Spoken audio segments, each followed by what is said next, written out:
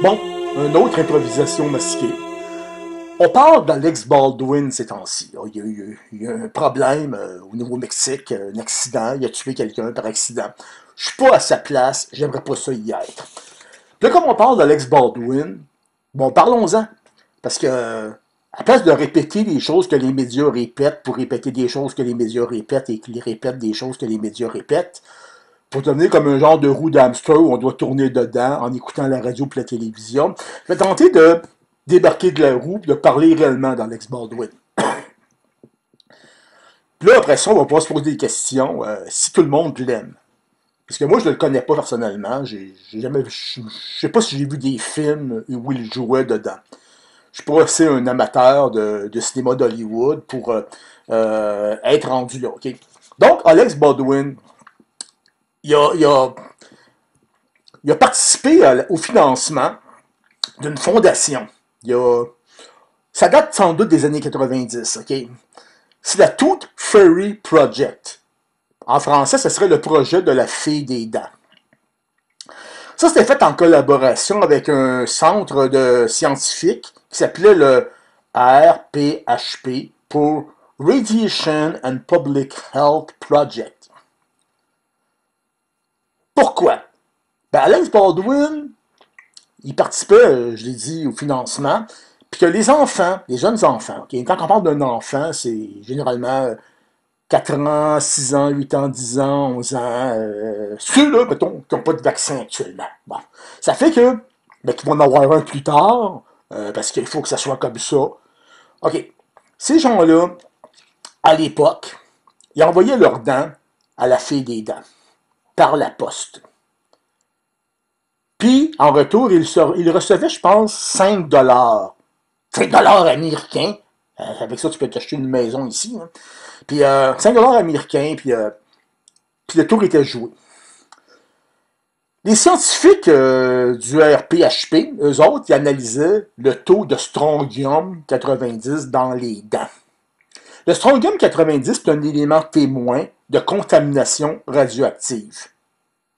OK, c'était mesuré en picocurie par gramme de calcium.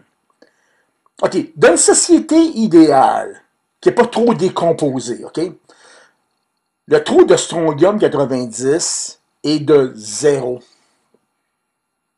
À 1,5, tu as un problème. Ou encore pire si tu es à 3 et plus.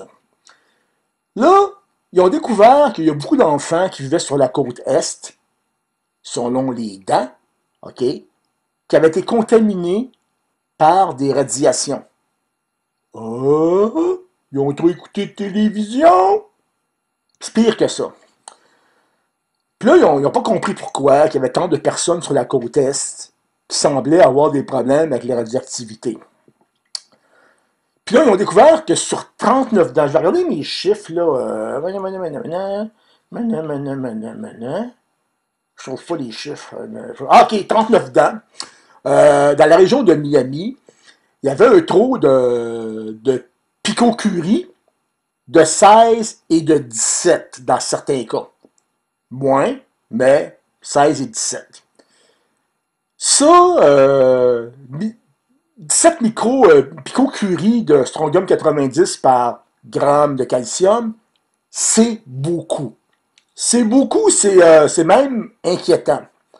Puis ils ont découvert en même temps que dans les zones où on trouvait un taux de strontium 90 beaucoup plus élevé que la moyenne, entre autres à Miami, qu'il y a beaucoup d'enfants qui sont morts de leucémie. Ça rime ensemble. C'est de la poésie. Miami, leucémie. Ça fait qu'à un moment, ils n'ont jamais compris pourquoi. Comment ça se fait que des enfants qui vivent à Miami ou sur la côte Est ont été contaminés par de la radioactivité? Là, ils ont regardé les explosions atomiques. Ils se font de façon souterraine depuis 1963. Ça ne serait pas la cause. OK. Il y a aussi des chaises amaigrissantes. Moi, j'appelle ça comme ça. C'est qu'on a découvert, c'est pas dans l'étude par contre, c'est qu'il y avait des chaises, OK, avec des pattes métalliques, où quand tu mangeais à ta table 2, 3 fois par jour, que tu perdais du poids. Après ça, tu perdais tes dents, tes cheveux, tes gencives saignaient.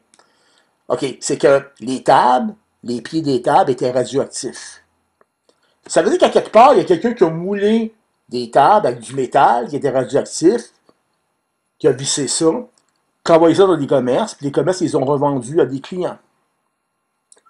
Ça se passe pas au Congo, en Chine, là, en Corée du Nord, pas en Russie, comme on aimerait bien nous le dire, si on pouvait le faire. Non, non, ça se passe ici, en Amérique. En même temps, ils ont commencé à croire qu'il y avait une incompétence. Ben non, ça se peut pas. L'incompétence, ça se peut pas. Ça se peut pas quand on n'en parle pas. Puis on a une tendance à pas en parler beaucoup, malgré qu'on fait des commissions bidons là, pour le crime organisé. Bon, l'incompétence, ce serait le transport des matières radioactives, la gestion, l'entreposage. C'est que souvent, le transport, il y avait des lacunes, ainsi que l'entreposage dans des entrepôts qui, dans certains cas, se ramassent désaffectés après quelques années parce qu'on coupe des budgets militaires ou les budgets de sécurité. Ça fait que l'entrepôt, il est là, ils ont mis un cadenas, mais il n'y a personne. Personne, c'est zéro. Puis que les enfants vont jouer dans la cour. Des fois, le cadenas est coupé. À certains cas, les portes sont barricadées, mais elles ne sont plus barricadées. Les enfants peuvent pénétrer à l'intérieur. Sauf que ça ne veut pas dire que c'est lieu comme ça. C'est juste que c'était possible que ça ait lieu comme ça. Parce que négligence du côté du gouvernement. Moi, j'ai écrit un texte là-dessus vers 2004. Donc, l'information que je vous rapporte à date d'avant 2004. Aujourd'hui, on serait environ dans la même situation. Jamais il y avait quelqu'un qui avait une tête sur les épaules dans les médias qui faisait une enquête sérieuse. Mais ça n'arrivera pas. Ils vont parler d'Alex Baldwin en heure, peut-être 90 minutes, mais jamais ils vont rapporter ça. Comme quoi qu'Alex Baldwin a été une des personnes qui a financé la fondation de la Fille des Dents. Puis là, tu mets la place. Tu sais, la place des gens qui n'aiment pas la vérité. Il y en a beaucoup au Québec, chez les journalistes, chez des politiciens, j'imagine, où la vérité, ça les irrite. Ben, il faut le mettre à la place de ces gens-là aux États-Unis qui ont fini par se faire peut-être pointer du doigt par des groupes, des chercheurs, parce qu'on cherchait des explications à la leucémie, à toutes sortes de problèmes sur des enfants qui étaient associés au changement climatique, j'allais dire, ça c'est une connerie, aux radiations. On n'a jamais su la vérité. Mais les personnes qui se sont senties ciblées à cause de l'étude, des recherches scientifiques en passant, là, parce que souvent les gens, quand les recherches ne fonctionnent pas comme ils aimeraient, c'est qu'ils assistent ça à des complotistes. Là, c'était une recherche scientifique, mais peut-être qu'aujourd'hui, ça serait des complotistes qui travaillent contre le gouvernement, contre la vérité, puis qui dénoncent des dossiers qui n'existent pas. Il n'y a pas de contamination radioactive, puis la leucémie, ça vient pas de ça. Donc, ces gens-là, ils ont dû certainement se bidonner, OK, ceux qui sont encore vivants, quand ils ont vu qu'Alex Baldwin, celui qui était une des causes du fait qu'il y a eu des questions qui ont été posées à travers des organismes, qui auraient pu augmenter leur angoisse, si vous aimez mieux. Ça fait que c'est ça le souvenir que je veux vous laisser sur Alex Baldwin. C'est pas, je le connais pas ses films. Mais il y a un moment dans sa vie où c'est impliqué pour une cause noble. Puis quand tu le fais, ça arrive des fois qu'il y a des gens qui ne sont pas d'accord avec toi, qui aimeraient mieux te voir disparaître, ou parce que c'est comme ça. C'est un peu comme Richard Desjardins, quand il s'est mis à faire des documentaires sur les forêts, la forêt boréale. Il y a du monde qui ont bien aimé ça. D'autres, t'en entends pas parler, qui ont pas aimé ça. Puis assurément, moi je pense qu'il y avait des gens là-dedans qui avaient des postes de radio. Parce que Richard Desjardins, tout le monde le connaît, mais il n'y a pas grand monde qui le diffuse. Ça fait que c'est peut-être à cause de ses positions. C'est certainement pas à cause de ses chansons.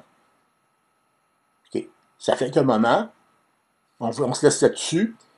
Puis jamais vous parlez, quelqu'un entend parler d'Alex Baldwin, ça fait toujours quelque chose à raconter dans vos conversations.